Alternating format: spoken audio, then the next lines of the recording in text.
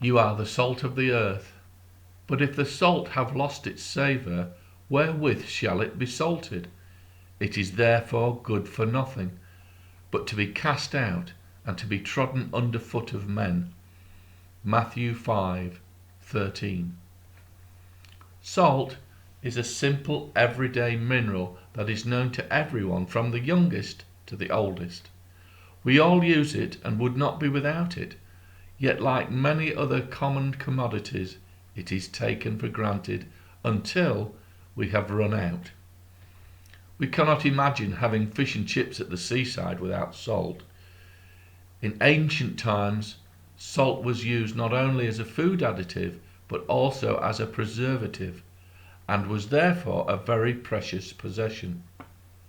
How is it that it should be proposed that salt could lose its saltiness or savour, since it is not possible for this to take place?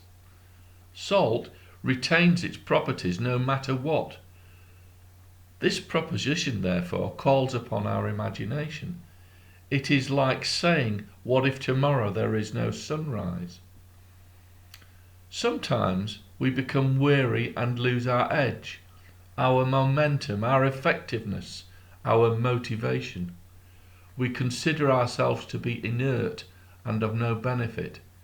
It is a state of mind that is not exactly depression, but one could say low mood, that is common to all. It is well recognized and documented that we all have mood swings. We all feel sorry for ourselves from time to time, and it is a cyclic phenomenon.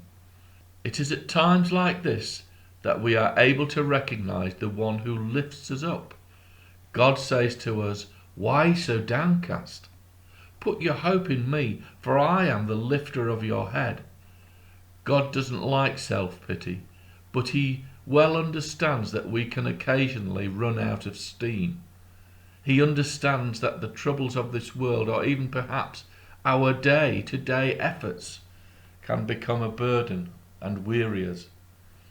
I know that he recognizes this condition, or he would not encourage us not to become weary about waiting, and we are all waiting. King David was in a place where he was in a real fix, and all that surrounded turned their backs on him and became his enemies. We are told that David strengthened himself in the Lord. How did he do that?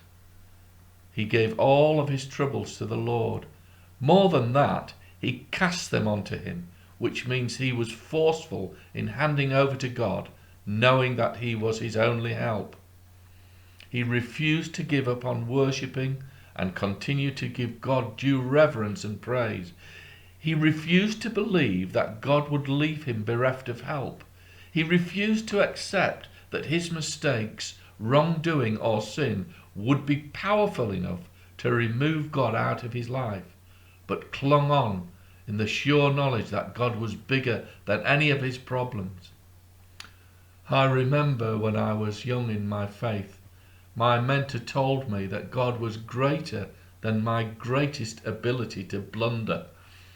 This David knew. He was a brave but sensitive man who became emotional and upset when things went wrong. Nevertheless, he was certain of the faithfulness of God, and whilst he had been put to the test, he also put God to the test and knew experientially that he was to be trusted in every circumstance and in every situation. You cannot lose your savour, you only think that you can.